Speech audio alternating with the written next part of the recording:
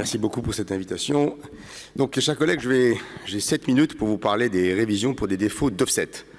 Et en particulier, vous parler de l'apport des planifications 3D sur scanner dans ces reprises complexes et l'apport parfois de certaines tiges sur mesure pour régler séparément l'offset fémoral du reste des paramètres biomécaniques.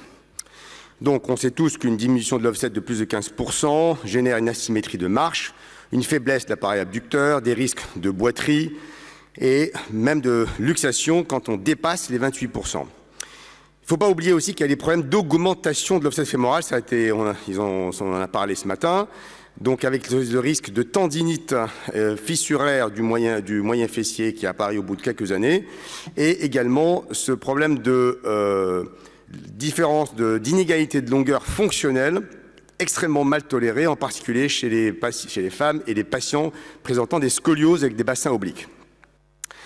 Première étape, planification 3D avec la mesure 3D de l'offset fémoral, parce qu'on sait maintenant, c'est clairement démontré, les mesures sur radiographie ont tendance à sous-estimer l'offset fémoral. Paradoxalement, il y a certaines augmentations de l'offset fémoral qui ne sont pas mesurables sur des radiographies. Et quand on déroule dans le plan d'élection du fémur, on s'aperçoit qu'effectivement l'offset fémoral a été augmenté de 15-20% et parfois extrêmement mal toléré. Alors, deuxièmement, on analyse les autres paramètres biomécaniques. Le centre de rotation, parce qu'une diminution très importante de l'offset acétabulaire due à un rimming important ne peut pas être corrigée que par un changement de tige. Il faut également recentrer la hanche et faire un changement bipolaire. Deuxièmement, le centre de la tête fémorale, on a parlé de l'offset fémoral, mais il y a également les longueurs, la distance par rapport au sommet du grand trochanter.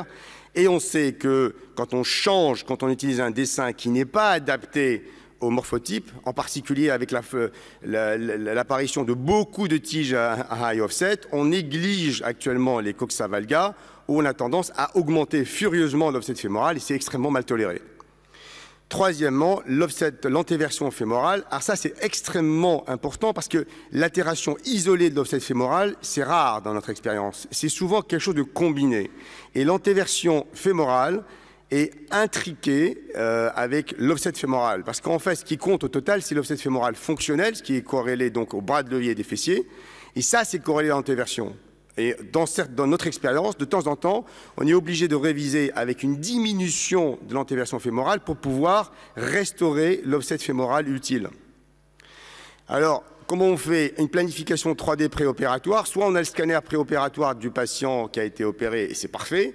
Souvent, on ne l'a pas, parce que peu de chirurgiens font des plannings 3D, et donc on utilise la hanche contralatérale.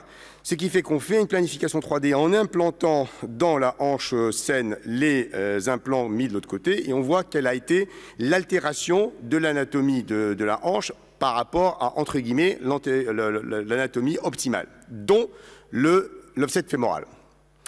Donc, premier exemple ici, le cas classique, une patiente qui présente une instabilité avec des luxations récidivantes antérieures, une coxa vara sévère, qui avait à l'époque été opérée avec une planification 2D et avec une très nette diminution de l'offset fémoral. Et donc vous voyez ici, on a une diminution de l'offset fémoral. Au lieu de 50, on est à 36, ça fait une diminution de 28%.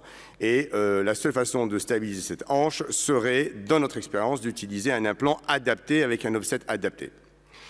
Deuxièmement, un deuxième exemple ici, c'est un patient qui a été opéré et qui se plaint de douleur par conflit trochantéro-iliaque et une boiterie sévère.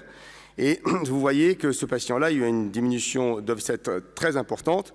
Et donc, la solution qui a été choisie dans ce cas particulier, c'est d'utiliser une tige sur mesure qui a permis de régler l'extramédulaire séparément de l'intramédulaire, augmenter l'offset fémoral de 15%, mais on a aussi profité pour diminuer l'antéversion fémorale de 12 degrés, parce que dans notre expérience, dans ces cas-là, si on ne fait qu'augmenter l'offset, on ne stabilise pas la hanche. Il faut également savoir diminuer un peu l'antéversion fémorale pour restaurer l'offset fémoral fonctionnel qui est corrélé directement au bras de levier des fessiers.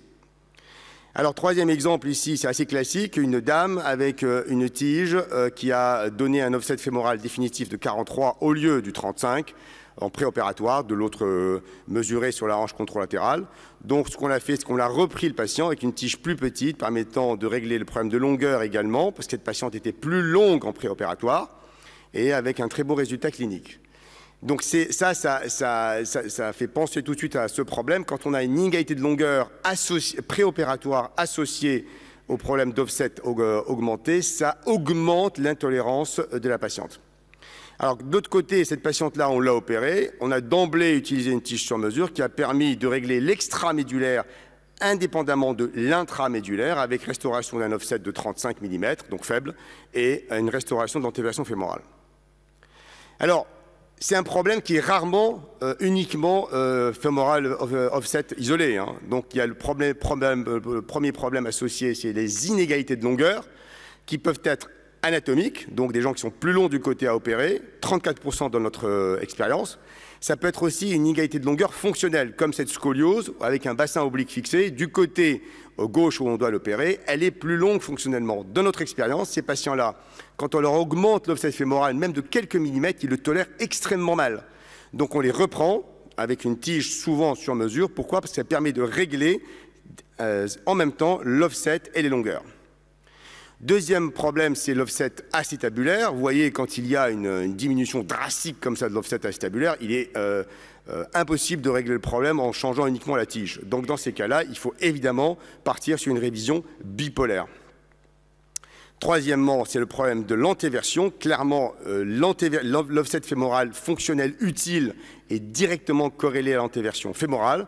C'est pour cela que, de temps en temps, dans notre expérience, on est obligé de rétroverser le col, diminuer un peu l'antéversion fémorale pour retendre ses fessiers et donner un offset fonctionnel satisfaisant. Donc, je dirais que, pour conclure, premièrement, dans les atteintes, des altérations isolées de l'offset fémoral, ce qui est assez rare dans notre expérience, on part souvent sur des tiges de révision. On n'hésite pas à utiliser des tiges sur mesure parce que ça permet de régler l'extramédulaire différemment, indépendamment de l'intramédulaire. Si on a une altération de l'offset fémoral et de la longueur, si ceci est limité, je dirais moins de 5 mm, on peut partir sur des révisions uniquement de la bille, en utilisant des billes à sleeve, à manchon, soit en partant sur des moins ou plutôt sur des plus, mais dès que c'est des inégalités de longueur importantes, on part d'emblée sur une révision de tige fémorale et dans ces cas-là, on n'hésite pas également, en fonction du planning 3D, à utiliser des tiges sur mesure. Troisièmement, alors ça c'est un cas de figure assez répandu, c'est l'altération simultanée de l'offset fémoral et de l'antéversion. Et dans notre expérience, la façon la plus simple de le régler de manière précise et de reproductible, c'est d'utiliser une tige sur mesure, souvent cimentée, pour ne pas avoir les problèmes de fixation. Et enfin, je répéterai que s'il y a une altération importante de l'offset acétabulaire, on part d'emblée sur une révision bipolaire, en restaurant le centre de rotation, en le remettant de manière satisfaisante. Voilà. Je vous remercie pour votre attention.